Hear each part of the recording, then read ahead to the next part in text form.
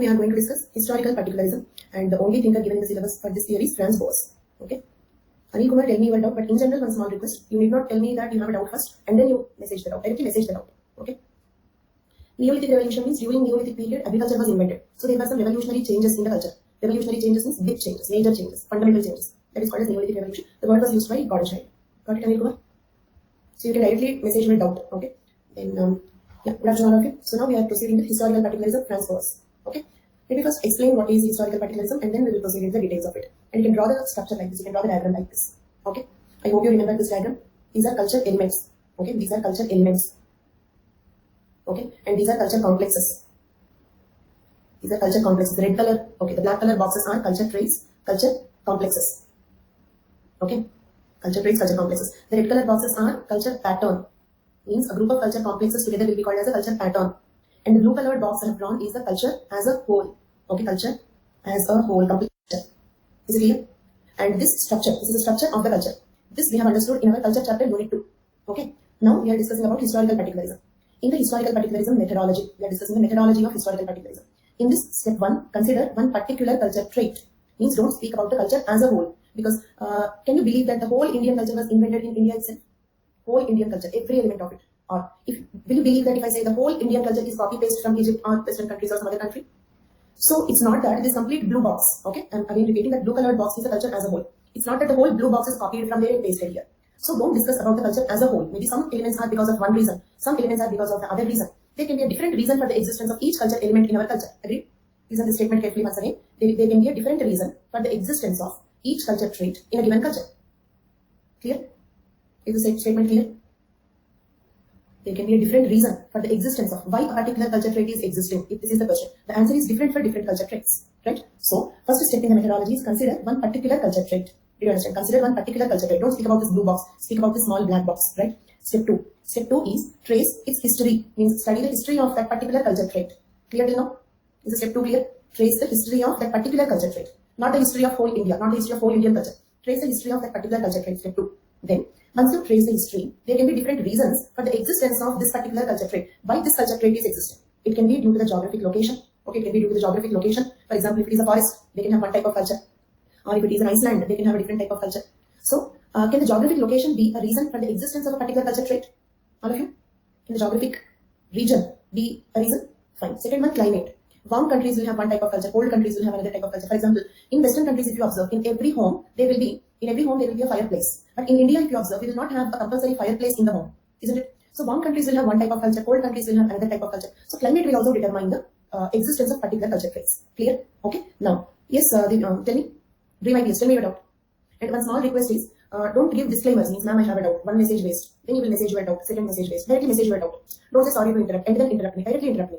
Okay, so that will minimize the number of interruptions. Okay. Okay, thank you so much, Vidya.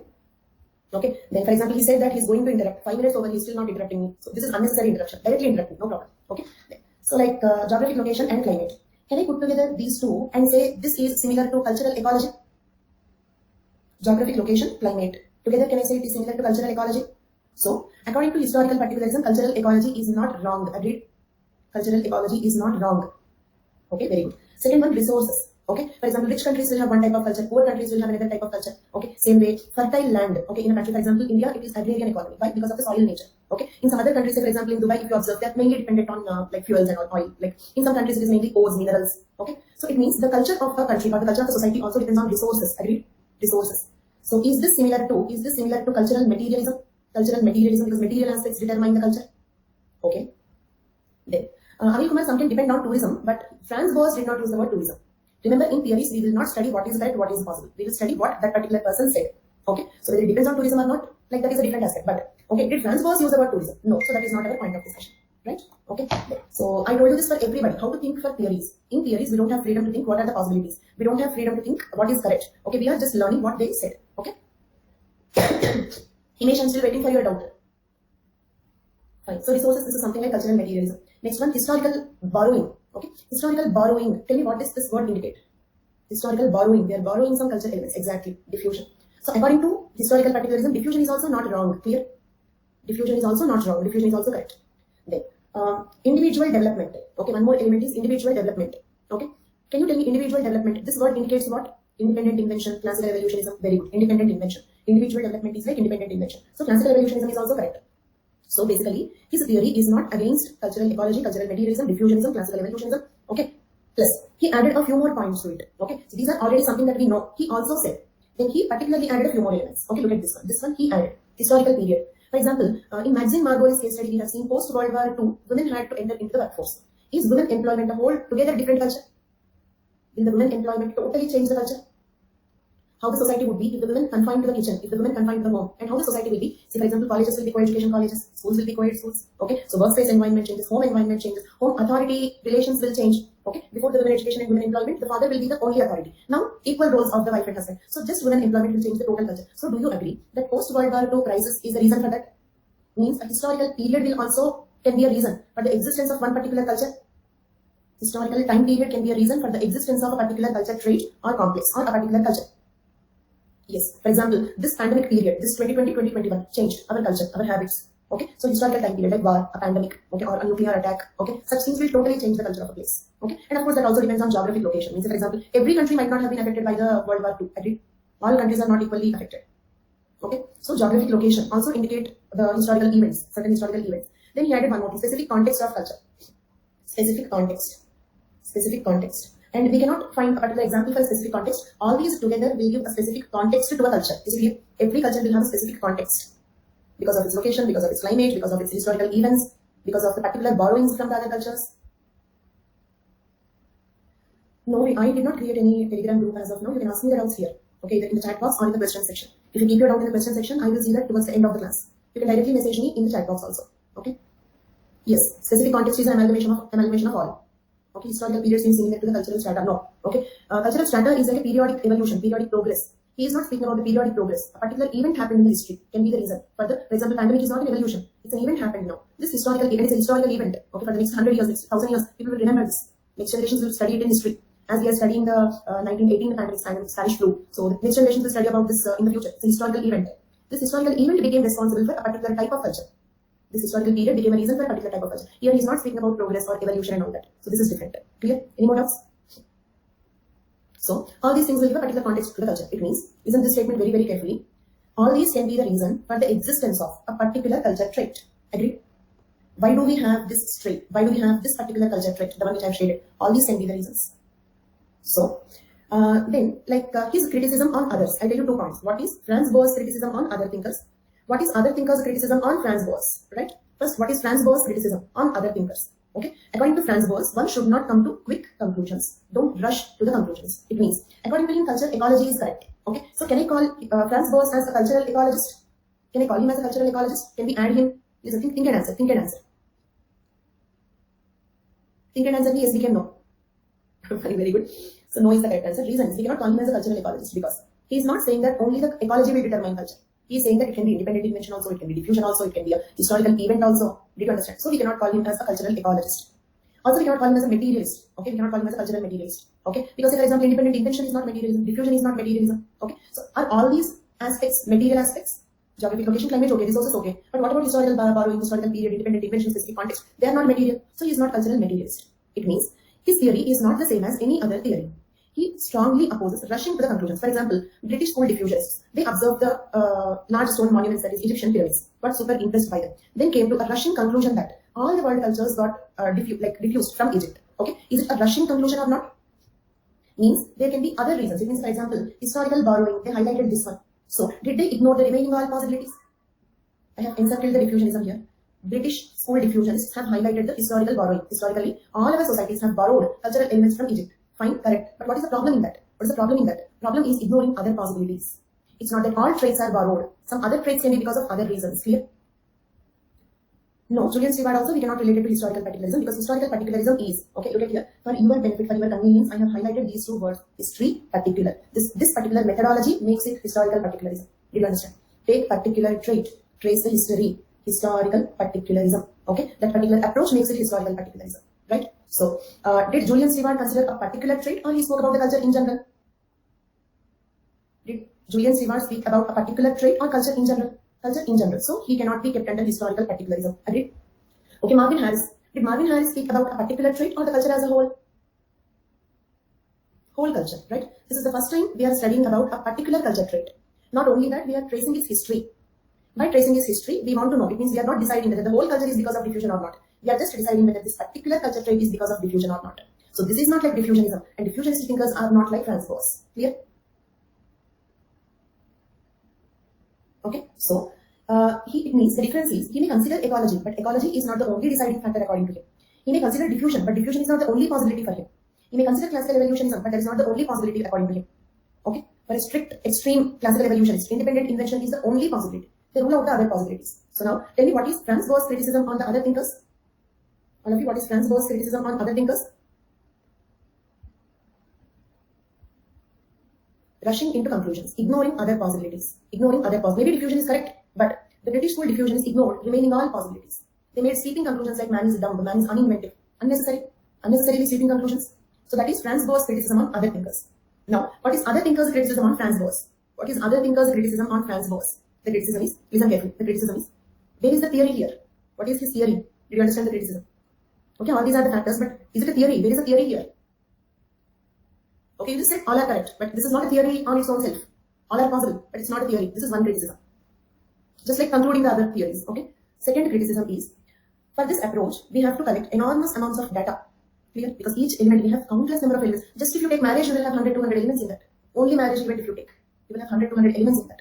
In the complete culture, we will have countless number of elements. Okay? So, एक culture trait के पीछे भागना पड़ेगा. So that is very difficult.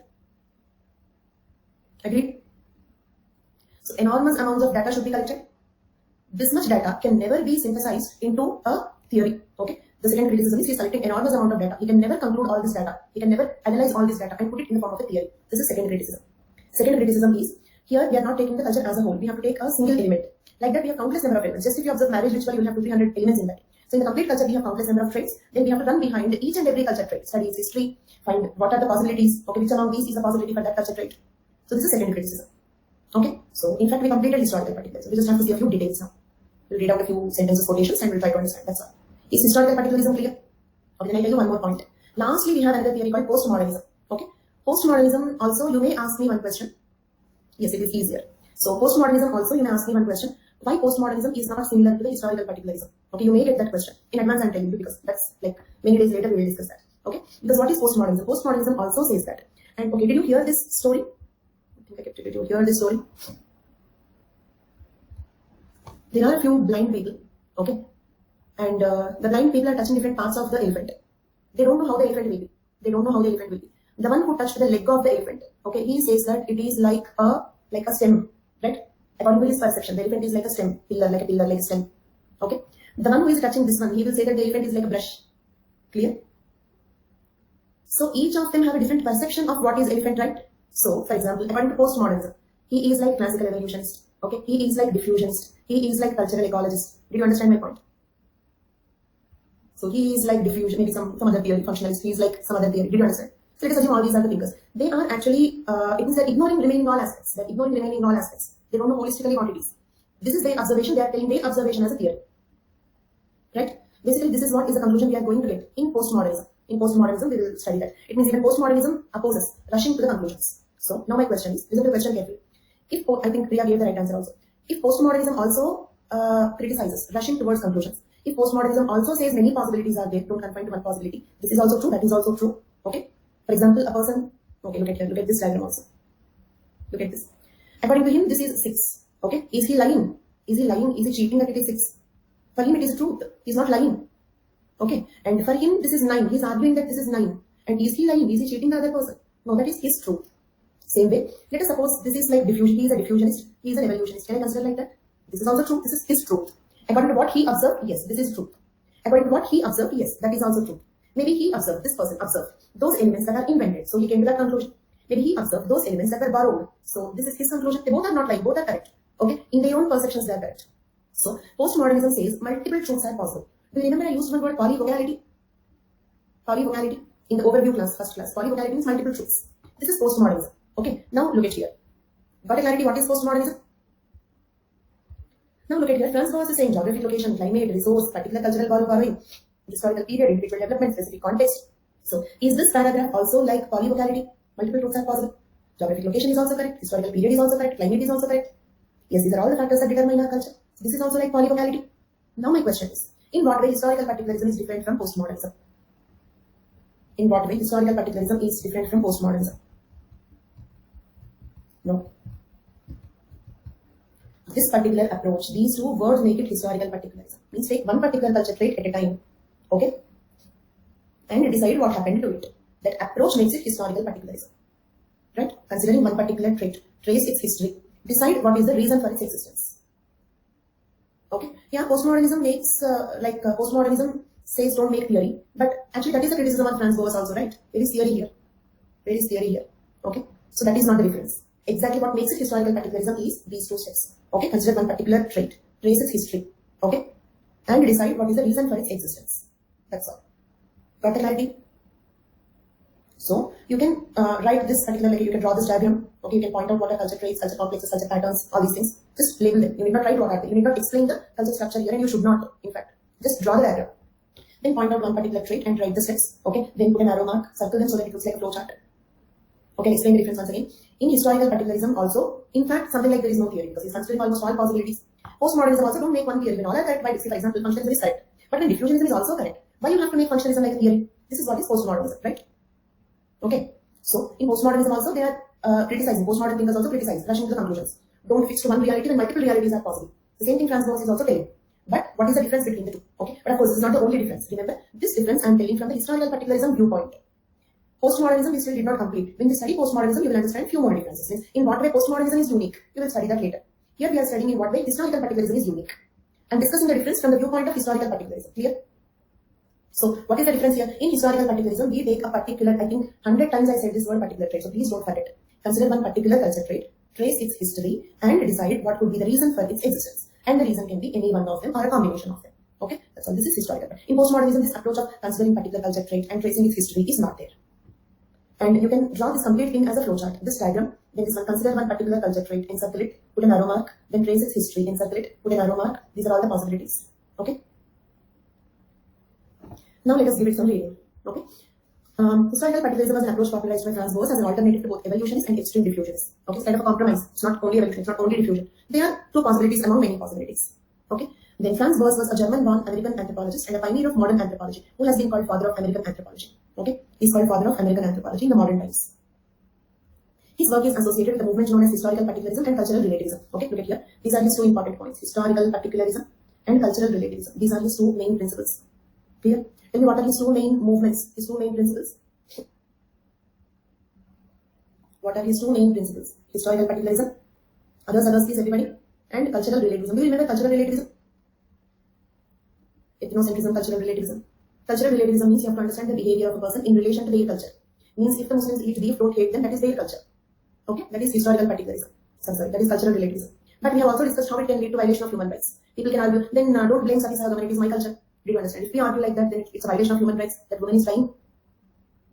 So this is how it's good. In fact, cultural relativism is dearer to anthropologists. It is good. But if it is misused, it can lead to violation of human rights. So we have discussed three previous questions for it.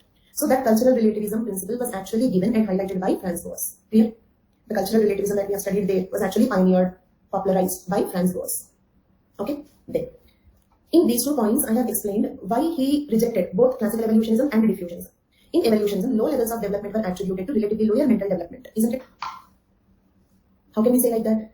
Say, for example, do you remember psychic unity of mankind? Psychic unity of mankind. Psychic unity of mankind. Why do we invent same things? Why do people invent same things everywhere? Because their mind is evolved to the similar level, isn't it? That is nothing but psychic unity. So we all have equally evolved brain. So we get same ideas everywhere. Right? So then what about primitive cultures? If this is correct, if psychic unity is correct, then why the primitive tribes are like that? Means their brain did not evolve to the level as our brain. Means they are less evolved. Agreed? It means we are insulting the primitive culture people, saying that they are less evolved. Less evolved means what? Like say, for example, they are kind of Neanderthal man, they are like Homo sapiens, something like that. They are less evolved. Their brains are not intelligent as intelligent as our brains are. But how do we decide? Maybe, like some people say that when the tsunami came, actually those primitive tribes could protect themselves very well. So maybe their intelligence lies in that. So how can we decide? We don't have a method to decide intelligence, right? So this is, in a way, insulting the people of the primitive culture, saying that they are less evolved people, lesser human beings, isn't it? If psychic unity of mankind is correct, we are treating many societies, many tribes as lesser level human beings. This is the problem with evolutionism. Diffusionism ignores independent invention. They say that humans are all not creative, uninventive. That is the problem with diffusionism. So he did not like both of them. Classical evolutionism is inserting few tribes as lesser human beings, inferior human beings. Okay. Then diffusionism is inserting everybody. Okay. Man is dumb. So he did not like both of them. Right? Then Bose considered societies of varying complexities to be the outcome of particular historical processes and circumstances, a perspective described as historical particularism. He argued that many cultures develop independently, each based on its own particular set of circumstances such as geographic location, climate, resources, particular cultural borrowing, historical period, individual development, specific context of culture, etc. Clear? This is what we discussed here. This is the list that I have written here. Clear till now? Then, reconstructing the history of individual cultures require an in-depth investigation of distribution of culture traits. In-depth investigation of distribution of culture traits. Once the distribution of many sets of culture traits is plotted means kind of graph. Okay, we are drawing the distribution of different culture traits. Okay, then you can ask me why distribution, because diffusion is one possibility. Cultural borrowing is one possibility. If borrowing is a possibility, we should also study from where they came and where they are going. I hope you remember primary diffusion, secondary diffusion. From where they came, maybe primary diffusion, and where they are going from here, secondary diffusion. Okay, we have to draw all these things. Plot. Okay, look at here. Reconstructing the history of individual culture requires in-depth investigation of distribution of culture traits. Once distribution of many sets of culture traits is plotted, means we are drawing the distribution pattern, mapping kind of from where it came, where it is going. We are doing some mapping work here. Got it? For doing this mapping work, we are studying the history of those traits. For a geographic area, patterns of cultural borrowing may be determined. If we do this, we can determine the pattern of cultural borrowing for that geographical area. Clear? We have to study the distribution of different culture traits, draw them, map them. Okay, and with that we can find the patterns of cultural borrowing. We can determine the patterns of cultural borrowing for a particular geographic region. Okay, then this allows reconstruction of individual histories of specific cultures and helps us to understand which of the culture elements. We remember culture element, culture trait mean the same, right? Which of the culture elements were borrowed, which were developed individually. We can understand which elements were borrowed, which elements were invented individually. He stressed on meticulous means very accurate, strict. He stressed on meticulous collection and organization of ethnographic data. I told you that we need to collect enormous amount of data on all aspects of many different human societies, right? Only after information on particulars of many different cultures has been gathered could generalizations about cultural development be made with any expectation of accuracy. Read the statement once. I'll wait for 2 minutes. Read that statement once. Only after information on particulars of many different cultures. Means first we have to study particularly what is correct for Indian culture. Then study particularly what is correct for some American culture. Like that, we have to study the particulars of different cultures. Once we study the particulars of different cultures, generalizations about cultural development can be made. Right? Clear for all of you? Any doubt? This is historical particularism only, nothing. See, it means, say for example, in the universal evolution, they speak about the cultural evolution of the entire humanity. Okay? But here what he is saying is, first study about particular cultures. Did you understand? First, what is Sentinelese culture? Then what is Ganges culture? Then what is Jarawas culture? What is Chenchu's culture? What is Gond culture? Study about particular cultures. Once you study about particular cultures, then you can make some generalization. Generalization means what? A theory. Do you agree theories are all generalizations? Theories are all generalizations. We can make some generalizations only after particular cultures are studied. Particulars of many different cultures had been gathered. Okay? Then only generalizations about cultural development be made with any expectation of accuracy. Any doubt till now? Too ideal but difficult to achieve. Practically very difficult. No, first elements over, then particular cultures, then speak about the cultures of humanity in general, different levels. By tracing the history of particular culture traits, we studied a particular culture, right? Like that, study particular cultures, different particular cultures. Means, once you study all these, okay, it means you will complete the study of this one, right? Once it is clear, then make a similar study about another such culture. Then make a similar study about one more such culture. Once particulars about different cultures are understood, then only we can make generalization about the cultural development in general. Clear? First this one, then this, then this, then this, then all of them. Okay. Once all culture traits are studied like this, it means we understood about a particular culture. Okay. After all this analysis, what we do? I don't have space here. We understood about a particular culture, isn't it? After doing 1, 2, 3 steps, we understood about a particular culture like this.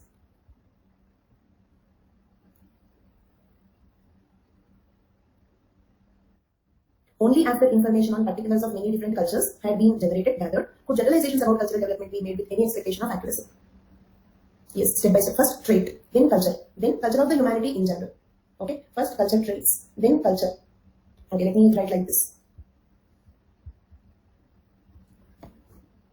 First we study particular culture traits. Then we understand particular cultures. Then make generalizations. Clear? These are the 3 steps. Okay, by studying all the culture traits one by one, we understand about a particular culture. Okay, particular culture trait, particular culture. Once you understand about many such different particular cultures, then we can make generalizations about the culture as a whole. Got it? Clear for all of you? First, particular culture trait. Once you study all particular culture traits in a given culture, you will understand that particular culture. Once many such particular cultures are understood, then we can make any generalizations with some expectation of accuracy. Generalization means theory. For example, man is uninventive. Is it a generalization? It's a generalization. I am not saying Abhijay is uninventive. I am not saying human being is uninventive. I am saying man is uninventive. In general, everybody. Culture gets diffused. Generalization. Social institutions originate to fulfill the human needs. Generalization. Okay, we are not speaking about particular thing. Theories means generalizations. Okay, so before you make the theories, first study about all culture traits, particular culture traits, then particular cultures, then we can make some generalizations with some expectation of accuracy. Means he is not saying that even then that a perfect theory is not possible. Did you understand? According to him, even if you do all these things, a perfect theory is not possible. Generalization itself is not correct. But if you make like this, you can make generalizations with some expectation of accuracy. Look at this paragraph, you will understand how careful he is speaking. Only after information on particulars of many different cultures had been generated would generalization about cultural development be made with any expectation of accuracy. He is not saying that, okay, if you do like that, you can make a perfect theory. No. Okay. This approach is often associated with transverse and his many students, but it was actually developed much earlier by diffusionists. Okay, means this idea was actually developed earlier by diffusionists, but this was popularized by transverse and his students. Okay, fine. So here we completed historical particularism, but his another important concept is cultural relativism. If you have any doubts, you can ask me. Historical particularism completed. His another principle is cultural relativism. Many accuracy line up. I don't understand. So can I proceed with cultural relativism? Accuracy line. Okay. See different steps. First decide about one culture trait. Then study one more. Then study one more. Then study one more. Like that, study all the culture traits. Then you will understand about this particular culture. This particular culture. Once you understand about many different, first study particularly what is Chenchu culture, particularly what is Gold culture, particularly what is Santal culture. Okay, particularly study what is Sentinelese culture. Then you can make a generalization with little expectation of accuracy. Means if you do like that, there is a little chance that your theory can be correct. That is the meaning. Clear? Modern is also called, yes, modern, old. Okay, he is father of American anthropology in modern times. Many fathers. Anthropology has got so many fathers. Okay, so generalizations with any expectation of accuracy means if you follow this lengthy procedure, it means if you study about all particular culture traits, okay, then you understand. Okay, see, once you study about 1, 2, 3, 4, 5, 6, 7, 8, 9, 10, 11, 12, 13, 16 culture traits are represented here, right? All of you, I represented the 16 culture traits here. So if I study all these 16 traits, then can I understand this particular culture? Can I understand the nature of this outer box? Okay, that is this second level. Did you understand? If you study all culture traits, then you will understand about this particular culture. Then next what? Like that, study many different particular cultures or specific cultures like that. Do the same with, let us assume this is Sentinelese culture. This is Sentinelese culture. Then do the same thing with Oranges culture also. Then do the same thing with some Santal culture also. Once you study many such particular cultures, then you can make some theory, some generalization with some expectation of accuracy. It means if you do all that, then there is a little chance that your theory can be correct. Right? It seems to be simple, but this is in fact kind of difficult to understand. Reading from a textbook, most of the students will not understand this. No procedure of making it all correct. No procedure, it cannot be correct. Okay? See, whatever you do, a generalization cannot be correct because we all are different. We are so different. Okay, if you say man is uninventive, maybe it is true for one person, it's not true for the other. Okay? Then, can I proceed? So, we understood what is historical particularism. And for this, we laid foundation in culture chapter. Because do you remember the structure of culture is not given in the syllabus, but we studied. The culture area was not there in the syllabus. We studied, right? Culture area. All these culture area, American School of Diffusionism, we could easily understand. So that was the reason why in culture chapter we have studied many concepts which are not there in the syllabus. Because culture is one very important topic. Theories are mostly related to culture. Now cultural relativism. This of course we have it in the syllabus. We have even discussed 3 previous questions or even more than that related to this, including one 2020 question also. Another important aspect of Bayesian anthropology was its perspective of cultural relativism, which assumes that culture can only be understood by first understanding its own standards and values, right? Don't judge others from your standards and values. For example, for us, cow is sacred. So don't say that the other people are impure. Okay, their standards are different, their values are different. Rather than assuming that values and standards of anthropologist society can be used to judge other cultures, can Malinowski use his standards to judge the Trobriand culture? That is what Franz Boas is saying. Rather than assuming that values and standards of anthropologist society, okay, Malinowski's values and standards should not be used to judge the other cultures. For example, Kathleen Dow came from a monogamous society. So can she judge the Aryan community that these are dirty girls, right? So that exactly is the meaning of this paragraph. Okay, it means what? Observe what are their standards and values. Okay, don't judge them from your standards and values. If you judge them from your standards and values, that approach will be called as ethnocentrism. Okay, one more question. Franz Boas did not discuss about economic anthropology, but if he discusses about economic anthropology, okay, what do you guess? Will he be a substantivist thinker or a formalist thinker? Substantivist thinker. Very good, very good. Thank you. So you got a holistic understanding of all the topics. Very good.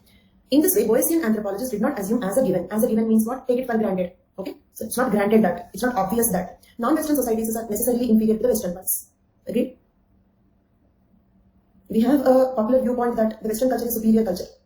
Okay, Western religion is monotheistic religion, so monotheism is superior. They have monogamy, so monogamy is superior. They have capitalism, so capitalism is superior. So whatever they have, that is considered to be superior. That is popularized to be superior, isn't it? And the non-Western communities were kind of considered to be inferior. He rejected that idea. So he did not assume for granted as an obvious that non-Western societies are inferior to the Western ones, but rather attempt to understand them in their own terms. He tried to understand them in their own terms. There is nothing but cultural relativism. From this approach also stemmed an investment in understanding and protecting the cultures of minorities. Do you know one more important point? Franz Boas was the first person to speak against racial discrimination. Right? Got it? He was one of the first people to speak against racial discrimination. Because obviously cultural relativism will make the person to think like that only. Okay? Because if you think ethnocentrically, then you may feel, for example, like if you consider the Nazi genocide, that is an ethnocentric approach. They considered that their race is superior. Okay? Jewish race is inferior. And they did that. They thought while they were doing it, okay, they were not guilty. They believed that they are purifying the humanity. Did you understand? They believed that they are purifying the human race by killing the unwanted people, by killing the inferior people. Did you understand? Do you think they were guilty while doing that genocide? No, they were not guilty. They strongly believed that they don't have eligibility to live. Okay, so they killed. Ethnocentrism leads to such issues. Their cultural relativism will make a person understand the other culture in their own view. Okay, getting closer to the ethnic aspect. Okay, so once you have this approach, he also went on to invest his understanding and protecting the cultural minorities, not only racial discrimination. Also, he was a person who encouraged women into anthropology. Many of his students who are women became very, very popular anthropologists. So any kind of minorities, let it be gender minority, racial minority, developmental wise, okay, so he kind of supported them. Did you understand? Tried to protect them. And in critiquing and relativizing American and Western society through contrasting its values and norms with those of other societies. He criticized the viewpoint that the Western societies are superior. Okay, then. So yes, actually Franz Boas, as of now, like my favorite thinkers, Morgan, then Franz Boas. Okay. Then on, like in the complete list also, these are my two favorite thinkers.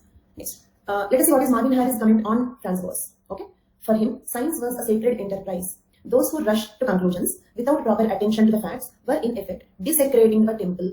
Did you understand? Means he admired his science so much. He admired his subject so much. Okay, for him, like ethnography, doing ethnography or studying the culture is like a temple. So according to him, those people who are rushing to conclusion they are desecrating the temple. Means they are impurifying the temple. They are impurifying the temple. Did you understand this comment? So this is, you can write it in points of reaction. This is Marvin Harris' comment on Franz Boas. Next, critique of comparative method. With this we completed cultural relativism also. This is not criticism, it is a point of reaction. He reacted it that way. Okay, because he's in fact kind of praising him, right? Criticism is a partly negative word. Next, so with this we completed historical particularism and then cultural relativism. And this one methodological puritanism. It means what? There is purity in his methodology. That is the meaning of that. Next, critique of comparative method. Franz Boas was a critic of comparative method. I repeat, Franz Boas was a critic of comparative method. In his article, Limitations of Comparative Method in Anthropology, he said that major error of this method is assumption that same phenomena are always due to same causes. Did you understand? Same phenomena. For example, you have clans in two places, but in one place it is because of the fission of the factory, in the other place it is because of the fusion of the lineages. So when two things superficially, let us suppose two people are reading the Quran.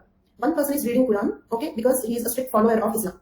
Another person is reading the Quran because he wants to criticize that. He wants to search the loopholes in that. So when you superficially see, both the people are seriously reading Quran. Did you understand? But are they similar? They are in fact opposite. So same things need not be due to the same reason. Agreed? Clear till now? So he rejected comparative method. Don't compare different societies. Okay, because you are comparing the uncomparables. Even though they appear to be similar, the similarity can be due to different reasons. So don't compare two different societies. Clear?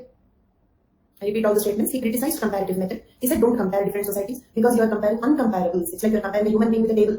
How can you compare a human being with a table? Don't compare. Okay. Though they appear similar, don't compare because similarities can be due to different reasons. For example, clans in Navajo were formed by fusion of groups, but among Northwest tribes, they were formed by village fission. He was not against any school of thought, but against premature generalizations. Isn't it? Is he against evolutionism? No. He considered it. Is he against diffusionism? No. He considered it. Is he against materialism? No. He considered it. So what actually he is criticizing? He is not criticizing those theories. He is criticizing the premature generalizations. His problem is with quickly rushing to the conclusions. Clear? Next, perhaps the most important and lasting of Boas' contributions to the field of anthropology is this. Influence on a generation of anthropologists that followed him. Means what, he influenced many juniors, many students into anthropology. These are all his students. Look at this list. A.L. Grover. Do you remember Franz Boas is also given in one of the American diffusionists? Okay. So these are all his students. A.L. Grover. Do you remember A.L. Grover? Our favorite quotation. Margaret Mead, Ruth Benedict, Edward Sapir. Okay. You know Clark Whistler? Clark Whistler also American diffusionist. Okay. And Montagu was the person who is most vocal against racial discrimination. Most vocal. First voice raised by Franz Boas. His student Montagu strongly fought against racial discrimination. Okay. Then you know Margaret Mead, Ruth Benedict, Edward Sapir, all these are culture and personality school thinkers. Do you remember Mead, Benedict, Margaret Mead, Ruth Benedict, culture and personality? Same way, Edward Sapir also. Edward Sapir, the same Edward Sapir. Sapir-Whorf hypothesis, do you remember? Sapir-Whorf hypothesis, language, 2020 question also. The same Edward Sapir. So he encouraged all these. It means he influenced a generation of anthropologists. Okay, this is one more his famous important contribution. His language influences culture. That Edward Sapir. So he influenced many important anthropologists. All these were his students. Got it? Criticisms. I told you the criticism point. Bo's insistence on tireless selection of data fell under the attack by some of his own students, particularly Whistler, because they had to collect all this data, right? Then, some saw the vast amounts of data being collected as a body of knowledge that would never be synthesized by the investigator. Means he can never conclude all of them into one theory. Yes, Clark Whistler. Then instead of asking people about their past, some anthropologists have found it more important to study the cultural process at the present. This historical particularism is primarily studying the history. Don't study the history, observe the present. This is one more criticism. Clear? Done. So can you also write 10 marks on historical particularism? Because it is a 10 marker on historical particularism, you can avoid writing on cultural relativism. Okay, all those points you can avoid, right? You can focus only on historical particularism. But if the question is on contributions of Franz Boas, then you have to write about those things also. Influencing the women, influencing the other students, historical particularism, vocalizing against racial discrimination, all these are not important for this question. Focus on historical particularism because it's only 150 words. So now we are in a situation to write all these 8 questions, right? So we are proceeding to the next theory. Today also we are 40 minutes in advance, but need not be happy because only tomorrow will not be sufficient for culture and personality. Okay, so we have to start it today. So if you have any doubts, you can ask me. After 2-3 minutes, we'll be starting culture and personality school. Tomorrow, no class.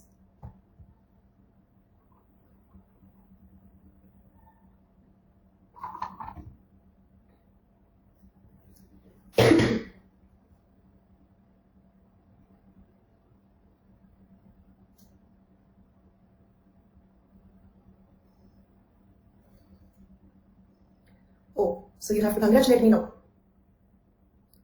I just got my report, it came negative. It came negative, tested negative. So I can meet my daughter. So today I'm going to meet my daughter after some 20 days. This 20 days I did not see my daughter. My daughter is fine.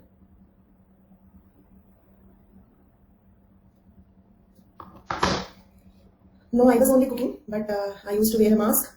And I used to cook, and after I cook, I used to sanitize the whole room, wipe off everything with a hand sanitizer and spray. Fortunately, we have a separate floor, like she's in a separate floor. So I used to sanitize that complete room. But the sanitization is actual big work, very tiring and stressful. Yeah. Yes, I'm also excited. I'm going to meet my daughter today.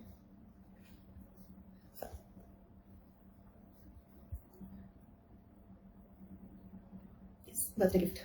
Birthday gift. Fine. So shall we continue with culture and personality school?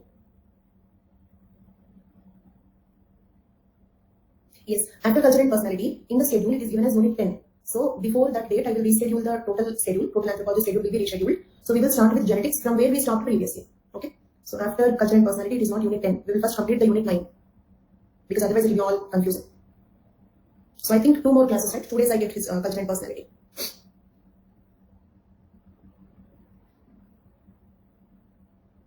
Yes, 2 days. So May 12th, we will be starting the genetics again. Okay, from I think we completed 9.3, 9.4, 9.2. We are yet to start 9.1, but we could not. That 9.1 will be started on 12th. I will reschedule it. So fine. Now let us see this culture and personality school. Very simple. Culture influence. This is the simplest theory that we have. Simplest theory that we have. Okay. Simple. Culture and personality school means culture influences personality, and also the personality of the people influences culture. Okay, there is a bidirectional influence of our culture on our personality, and our personalities also will influence the culture. Because basically this is personality, means psychological personality. Sigmund Freud had great influence on this school of thought. Most of the thinkers in this school are students of Franz Boas. Okay, and in this we study usually the emic components, not ethic components, not material things, psychological aspects, right? This is kind of an idealist theory, not materialist theory, closer to psychology. Sigmund Freud had great influence. In fact, actually, these are all the students of Franz Boas, but we did not find much influence of Franz Boas on them. Bad student or bad teacher. We will not observe Franz Boas' influence on these people, on these thinkers. Okay? They criticized him, in fact. And they, in fact, rushed to the conclusions. Margaret Mead, Ruth Benedict, they both are the students of Franz Boas, and you will wonder to know how quickly they rushed to the conclusions. Okay? But they are very, very famous anthropologists. Very famous. In fact, more famous than Franz Boas. So Ruth Benedict, let us see one quotation. The purpose of anthropology is to make the world safe for human differences. Got it? It means what? Anthropology is, do you remember the previous question, why cultural relativism is dearer to anthropologists? The question means cultural relativism is dearer to anthropologists. Right? It means anthropology's main principle is cultural relativism, but if cultural relativism is applied, then we will understand the other cultures. When you understand the other cultures, you will not try to harm them. If you understand that the blacks are not inferior, you will not insult them. Okay? If you understand that the Jewish people, if the Nazis would have understood that the Jewish people were not inferior, they would not have killed them. So cultural relativism leads to, in a way, anthropology's target is to make the world safe for human differences. Okay? If you understand, if Hindus understand the Muslims, if Muslims understand the Hindus, then it is safer for both of them. Okay? The issues will be solved. We will not fight with each other. We will not kill each other. So that is the meaning of this quotation. Definitely, because anthropology is a study about our own selves. So it will definitely help if you take it that way. So it can definitely involve some personal transformation. Both we will understand about our body, we will understand about our society, we will understand about our psychology. It's a holistic study about humans. In any other subject, we will understand only one aspect of humans. Here we study every aspect of the humans. In fact, thank you so much. Okay, so coming to Ruth Benedict. Ruth Benedict was a student of Franz Boas at Columbia University. Her well-known contribution was configuration view. Okay, and like Boas, she believed that cultures are discrete entities and integrated wholes. Could you identify the meaning of the statement? Like Boas, she believed that cultures are discrete entities and integrated wholes. Means culture traits integrated into the whole culture. Culture traits integrated into the whole culture. Same way all particular cultures integrated into the culture of the humanity. Benedict conducted fieldwork among American Indians, contemporary European and Asian societies. These are the places where she conducted fieldwork.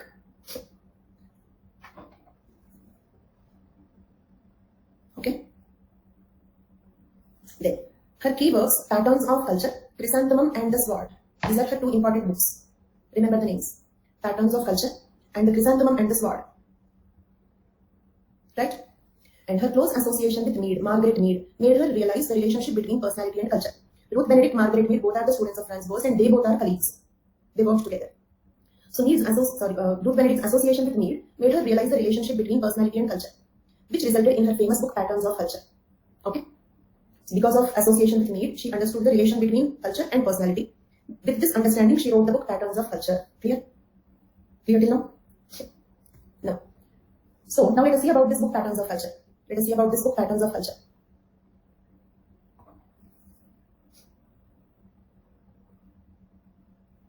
Okay. So in this book Patterns of Culture, she studied 3 different societies. Means here we have 3 case studies, right? 3 case studies. First one, the Zuni of Southwestern United States. The Zuni of Southwestern United States. Okay, remember the point, remember the name. And I'll ask you all these questions. She called the Zuni way of life as Apollonian pattern. You might have heard in Greek mythology, there are 2 mythological characters, Apollo, Dionysus. Apollo, characterization is like soft-spoken, okay, so representative of kindness, goodness, etc. Dionysus is a representative of aggression. In Greek mythology, Apollo is the representative of kindness, goodness, etc. Whereas Dionysus is the representative of aggression. Okay? Aggression, greed, okay, all that. So she called Zuni way of life as Apollonian pattern. It means, according to her, all Zunis are friendly, soft-spoken, kind, etc. Did you understand? All Zunis are friendly, soft-spoken, kind, etc. Got it? Is it a sweeping generalization? How do you think all people in one, at least, are all members of your family equally kind and soft-spoken? No, mother must be shouting, father is soft, you are shouting, your brother is soft, something like that, right? Or opposite of what I said. Okay. So in a home, if we all are not equally soft-spoken, how do you expect the entire society to be having one person? This is exactly, okay, means she is desecrating the temple according to Franz Boas, right? Rushing to the conclusions. So according to her, Zunis are very cooperative. All Zunis are cooperative, right? A typical Zuni would rather blend in a group than stand out as a superior. Means a typical Zuni person will not try to prove his superiority. He will in fact try to mingle with everybody. Okay? A typical Zuni would rather blend into a group than stand out as a superior. The basic pattern manifests itself in many other aspects of their culture. Initiation ceremonies are conducted in a group setting. Do you remember initiation ceremonies? Upanayana ceremony, marriage. They initiate a new phase of the life. Rites of passage or initiation ceremonies. Initiation ceremonies are conducted in a group setting. They are never an ordeal. Okay, ordeal means what? Unpleasant, prolonged experience. For example, if you observe marriage rituals in our society, they are kind of, marriage is one occasion where people show off the status, isn't it? Means we are trying to stand out as superior. But for them, it is not like that. Their initiation ceremonies are conducted in a group setting. They are never an ordeal. Means they are not unpleasant, prolonged experience. Our marriages, for example, marriages in our society, they are very prolonged. Often unpleasant because how much ever the girl side does it, the bridegroom side may not be satisfied. They still have a few complaints. Okay, in the dinner the taste is not good, or this item is not served, or that ornament is not used, something. Or like we have given so much to the bridegroom, but they did not give the equal amount of things for the purchase of clothes or jewelry. Some complaints. So often it becomes, maybe it assumes superficially like they are enjoying this occasion, but interiorly there can be many unpleasant events and it is a very prolonged experience, right? But for them, marriage and other initiation ceremonies, they are not an ordeal, but they just enjoy in a group. So this is how the Zunis behave, and problem is, this is how all Zunis behave. Okay? Then, so it means, from this what you can understand, the culture influences personality, so therefore, all people of one culture have the same personality, isn't it? Does this observation mean that culture influences personality? So all people of the same culture will have the same personality. Right? Next, a little more continuation of the Zuni only. Marriage is relatively simple or casual. Leadership was either declined or accepted with reluctance. Means, like the Indus Valley people, they don't have a strict leader. Okay, all people are equal. They don't want a leader. Okay, even if there is a leader, they accept it with a lot of reluctance. They don't want leadership. More democratic. Special positions of power are delegated on a group basis. Means what? There is a medicine society rather than a single powerful medicine man. Did you understand? Instead of a single powerful shaman, medicine man, they have a medicine society. Death calls for little mourning. Okay, actually during death also, people, in fact, of course, many people may really be sad. Okay, but did you hear this sometimes, like they even arrange people to cry when the person dies? Commercially, they arrange a few people to cry loudly. That they don't do. Death calls for little mourning. They don't show off. Okay. They are called Rudali. Did I pronounce correct? I don't know. So see, there is one information here. Yeah. So like that they don't show off. Okay, death calls for little mourning. This is what is Zuni way of life. She called the Zuni way of life as Apollonian way of life, not aggressive, mild personality. Mild, soft-spoken, nice, okay, group living, friendly people, right? Next, second society she studied is Kwakyutal society. Kwakyutal, do you remember potlatch ceremony? In fact, that we did not complete. One day we have to complete that also. I have a half-an-hour discussion pending in economic anthropology. We'll do that. Nothing will be left over. I will complete the total syllabus. If at all there are any topics which are very simple, if I feel that you can read it, then I ask you to read it and you can ask me the doubts. But nothing will be left over as such. Okay? Then, so she called the Kwakyutal way of life as Dionysian pattern, opposite. They are opposite. People are ambitious and striving, means competitive. Okay? I should be the best always, right? Individuality is emphasized in every aspect of life. My individuality, I am great, I should be great, I should win the competition. In the initiation ceremonies, the boy is expected to go out by himself, experience a personal relationship with the supernatural. Means what? During the initiation ceremony, what they do is kind of Upanayana-like event. What they do is they leave the boy in the forest. Okay? Then, if the supernatural power is on his side, he will come out. Otherwise, that's all. Means what? That will prove his capability. Okay? Capability demonstration. Kind of, if he is a man, he will come back like that. Marriage is not a casual occasion, but calls for a great celebration. Okay? They try to stand superior through marriage occasions also. Leadership was characterized by intense struggle for power. Everybody will compete to become the leader. Special positions of power are delegated on individual basis like shaman, medicine man, okay, priest. They wield a lot of power. Death is an occasion for much mourning. Means they show off everything. They want to stand special. They always want to prove themselves. Okay, in the competition. Such aggressive people, right? Like breaking the assets, potlatch ceremony. Potlatch ceremony also indicates the same thing. Third one, the Deguans of Melanesia. Deguans of medicine society. No, medicine society means instead of one medicine man, there will be a group of people called medicine society. Means individuals are not powerful. Whatever they do, they do in the group setting. Group living, easily mingling, friendly people. Exactly opposite is Kwakyutal society. So she called them as Dionysian pattern. Third one is also different. Deguans of Melanesia. Their culture is magic ridden. Do you remember black magic? They believe in magic. Okay, with everyone fearing and hating everyone else. Means what? One person fears that probably the other person is doing black magic on him. So strategic. Before he does black magic, first I should do on that person. Did you understand? Strategic, always. Kind of like in serials they show, right? In Hindi serials, of course, in all language serials. But because most of the serials are translated from Hindi. Okay, so always planning on the other person, how to destroy the other person's conspiracies, that kind of people. Fearing and hating everyone else. She called their way of life as a paranoid, because in psychology, paranoid psychology means this. Fearing, doubting everybody, that personality. Okay, and she's, okay, did you understand? With 3 case studies, she proved that culture influences personality. So all people of one culture will have same personality. All Zunis are Apollonian, all Kwakyutal are Dionysian, all Deguans are paranoid. Right? She stated that pattern only describes a typical member of a society, okay, and in no ways assumes that there are no individual differences. See, finally, in one sentence, she said that this is a typical Zuni, but there can be exceptions. So, did she agree that there can be some exceptions? But definitely, she herself ignored this point. Okay, means her conclusion is, okay, look at this conclusion. Kwakyutal are Dionysian pattern. It's a conclusion. Means what? She did not give much importance to the exceptions. Okay. So, all Kwakyutal people are Dionysian. If you show a friendly Kwakyutal person, she is the exception. Okay? But she ignored all such things. not giving importance to the exceptions, she gave kind of a conclusion that all Vakyutil people are Dionysian. Clear? And I said that she wrote 2 books. One is Patterns of Culture and second one is Chrysanthemum and the Sword. Right? And this is what she wrote in Patterns of Culture. This is Patterns of Culture. Okay? These are the 3 patterns of culture she studied. Next one. Configurational approach. Configurational approach. Edward Sapir and Ruth Benedict together developed this school of thought early in the culture and personality studies. The configurational approach believed that culture takes on. Culture takes on. Takes on means what? Takes on means designed or shaped on the basis of. Takes on means shaped on the basis of the character of the member's personality structure. Clear? Every culture depends on the character. It means nature of the member's personality structure. So it means culture.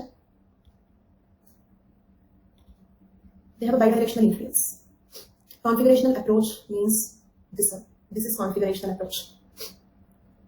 Okay, because culture is shaped on the basis of, it means what is the culture? Depends on. What is the culture? Depends on the basis of the character of the member's personality structure.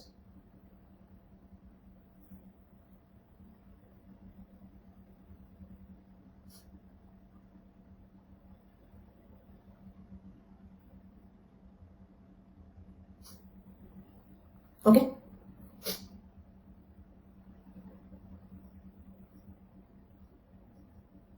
Clear till now? To understand this configurational approach, we have a little chemistry background, at least +2, 10th class, little chemistry. In chemistry, you know configuration. Configuration means arrangement of different functional groups in a chemical compound, right? So this is how every culture is shaped on the basis of the characters of members' personality structure. The configuration of a chemical compound depends on how the functional groups are arranged. Same way, the configuration of a culture depends on, okay, the character of the member's personality structure. Is it clear? Thus, members of a culture display similar personalities that are further collected as personality types. Okay, remember this word, personality type. Personality type means what? For example, Zuni personality type is Apollonian. Okay, Vakyutil personality type is Dionysian. Okay, Debuan personality type is paranoid. Each culture will have a personality type. Then patterns within a culture would be linked by symbolism and interpretation. Okay, it means what these patterns are, they are expressed in the form of symbols, and we have to interpret them to understand them. Clear?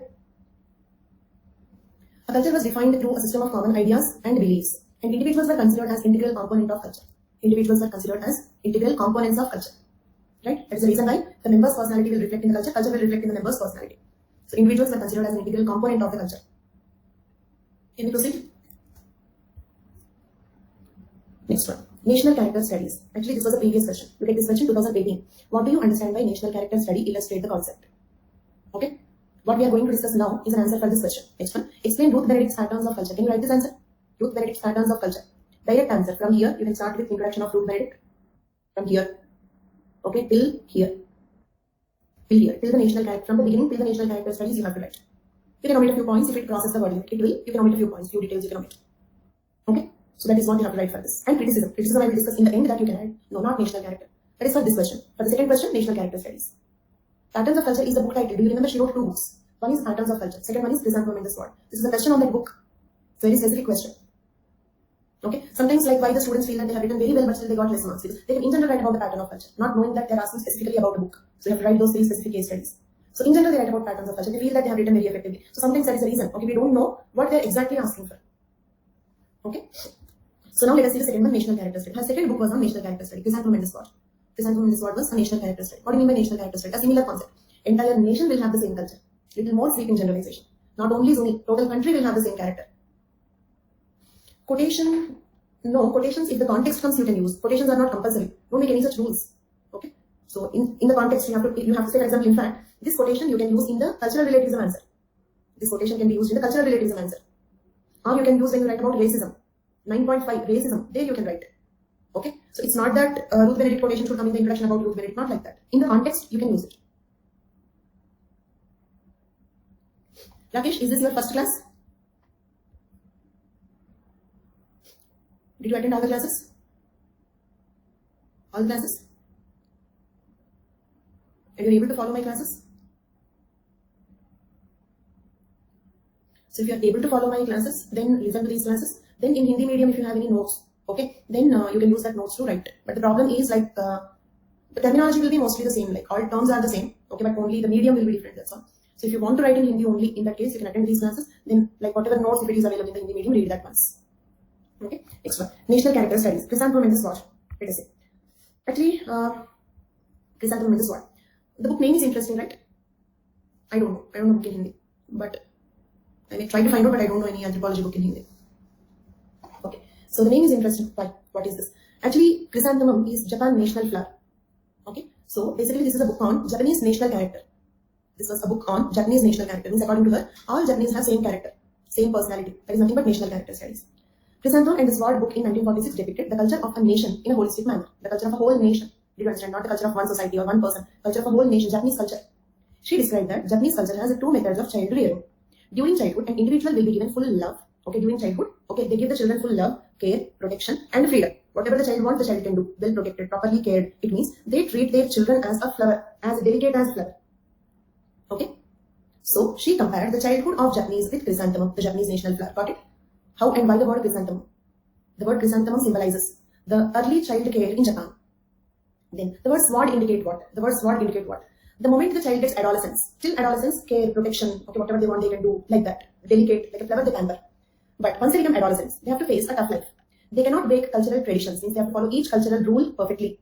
Is it clear? They have to strictly follow the cultural rules. But children, till adolescence, if they don't follow the cultural rules, no problem. Okay, child, it's okay, like that. But adolescents onwards, they should follow the tough life. Cannot break cultural traditions. Parents leave them to earn something. They have to become independent. Parents will not financially support. Okay? And lead an independent life. They cannot seek cooperation from their elders. Elders will not support. They have to lead independent life, follow all their traditions. Means, now they feel as if a sword consistently hangs on their neck, isn't it? Just imagine a well-protected child all of a sudden should lead independent life, and the elders will not. India is not an example for that. India, okay, parents will never leave your hand. Okay, even if you want to leave, they will never leave your hand. Okay? So, they cannot seek cooperation from the elders. So, is it logical they feel like a sword is constantly hanging on their neck, they feel very insecure? So, sword symbolizes the adolescent life in Japan. This makes the adolescents aggressive. This makes the adolescents aggressive. Okay? So, did you understand? So, it means according to Ruth Benedict, all Japanese are aggressive. And the reason for that aggression is this chrysanthemum and the sword treatment. Excessive protection till certain age, totally leaving to become independent. See, this is her observation. Okay? Because first point is that is 1946. That is 1946. So, presently what is the culture there and all. Okay? So, it's a very complex thing to answer. Okay? So, probably her observation is right because in Western countries also they do it right. Okay, after a certain age, the child usually becomes independent. So this observation is not very unusual, it's possible. But conclusion is doubtful. Are all Japanese really aggressive? And if it is so, is this the reason? Conclusion I doubt. I don't doubt the observation, right? There is nothing unusual about the observation, possible. But conclusion is unusual. Fine. This is national character studies by Ruth Benedict. Okay, but there are many other thinkers who have done the national character studies. Let us see those studies also. During the height of Second World War, Jeffrey Goder, another thinker, Jeffrey Goder, proposed the brutality and sadism of Japanese. Look at Jeffrey Goder's conclusion. Japanese are brutal and sadistic. All Japanese are brutal and sadistic. Ruth Benedict, okay, just said they are aggressive. Jeffrey Goder went one step ahead, said they are all sadistic and brutal. At war, during the World War. This is post-war studies, mostly all these are post-war studies. And what is the reason? What is the reason giving here? Severe early cleanliness and toilet training. Severe early cleanliness and toilet training, okay, which created a repressed rage in Japanese infants. Because, for example, strict toilet training means what? Say, 1-2-year-old baby should definitely go to the toilet, maintain hygiene, okay, should not spoil the clothes and all, like that. Strict toilet training and extreme cleanliness. Because of that, they were obliged to control their sphincters, okay, before appropriate muscular and intellectual development. It means they do not have muscular strength to control the natural cause, okay, and they don't even have sufficient intellectual development. It means elders will do it at any cost, but they don't have that much intellectual development also. No muscular development, no intellectual development, but they're forced to do that. Okay, intellectually they did not realize the need. Okay, physically they are not matured enough, but they're forced for that. That creates a rage in them. That creates aggression, rage in them. This is responsible for sadism and brutality of Japanese in war. Clear? This is another national character study on Japanese by Jeffrey Goder. Next, one more study. Jeffrey Goder and John Rickman in their book People of Great Russia. Okay, this is a national character study on Russians. It's a national character study on Russians. The People of Great Russia, a psychological study, wrote that Russians swaddle their infants. Swaddle means what? They wrap the babies in a cloth. Do you understand? Young ones, just born babies, infants.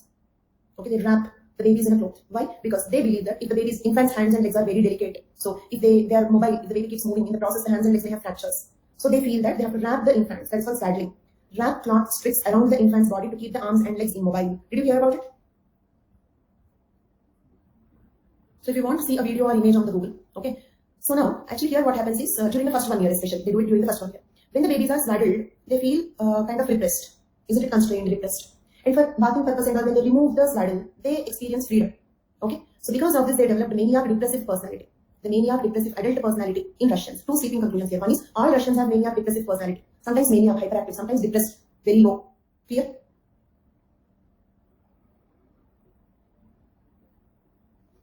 So one conclusion is all Russians have maniac depressive personality, and the reason is swaddling the babies. Maniac means different context-wise meanings can be there. Here you can consider hyperactive, aggressive, sometimes very low, something like that.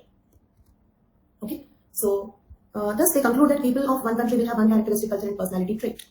Okay, so with this we completed national character study. What do you understand by national character study? Illustrate the concept. If you observe here, the name Ruth Benedict is not used, so you can write all the three national character studies, isn't it? It's not about Ruth Benedict. You can write about Ruth Benedict. First write about Ruth Benedict because the Sun Woman is was a famous book, and also Ruth Benedict is mentioned in the list. Jeffrey Gorer, John Rickman, these names are not given, but still because it is a question on national character study, you can write all the three. So for these two questions, you have direct answers in the notes. Can you write both the answers? No study on Indians. If you have studies on Indians, you study in paper 2. Paper 2 is Indian anthropology. We have one whole paper dedicated for India, so don't worry. Last case study, nothing. They keep the babies wrapped. When the baby is wrapped, the baby feels low, right? And when the swaddle is removed for bathing or any other purpose, they feel very kind of relaxed. So this gives a maniac depressive personality. I mean, sometimes hyperactive, sometimes very aggressive, sometimes very low depressed, such personality. So two conclusions, all Russians have maniac depressive personality, second conclusion, and the reason for that is swaddling the babies. This is national. Criticism is obvious. Read the criticism meanwhile. Okay. So that's all for today's class. Thank you all so much. That's all. So thank you so much. Bye bye. So after tomorrow's class, day after tomorrow, we'll start genetics once again.